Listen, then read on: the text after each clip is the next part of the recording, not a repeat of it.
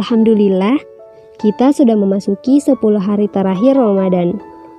Hawa-hawa lebaran makin terasa ya. Apalagi di hari-hari menuju lebaran, banyak hal yang perlu dipersiapkan. Makin tidak sabar kan? Eits, tapi jangan cuma sibuk menyiapkan kue, mudik, apalagi hanya berburu baju baru ya. Di 10 malam terakhir harusnya kita lebih meningkatkan ibadah. Sebagaimana Rasulullah SAW apabila memasuki 10 hari terakhir Ramadan, beliau mengencangkan ikatan sarung atau memperbanyak ibadah. Nabi memerintahkan umatnya agar berusaha mendapatkan Lailatul Qadar. Dalam sabdanya, "Carilah Lailatul Qadar di 10 malam yang terakhir di bulan Ramadan." Hadis riwayat Bukhari.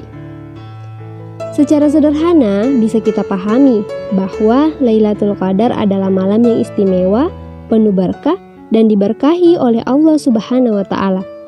Sangat istimewanya malam itu karena ketaatan di dalamnya bernilai lebih baik dibanding masa 83 tahun 3 bulan.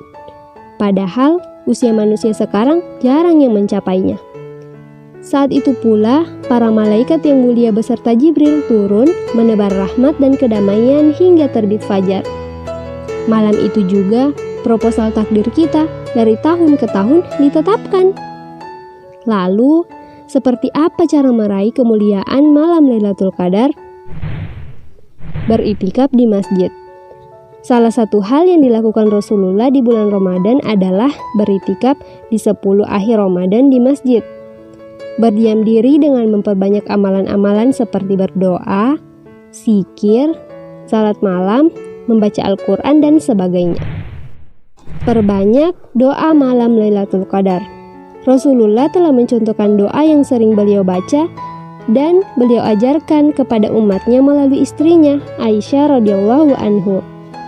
"Aku berkata, wahai Rasulullah, apa pendapat engkau jika aku mengetahui malam apa yang disebut malam Lailatul Qadar itu? Apa yang aku baca padanya?"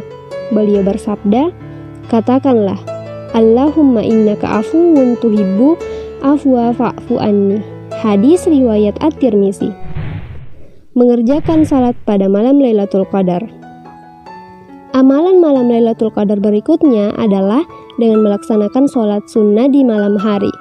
Hal ini sesuai hadis Rasulullah SAW yang artinya, barang siapa yang melaksanakan sholat pada malam Lailatul Qadar karena iman dan mengharap pahala dari Allah, maka dosa-dosanya yang telah lalu akan diampuni. Hadis riwayat Bukhari.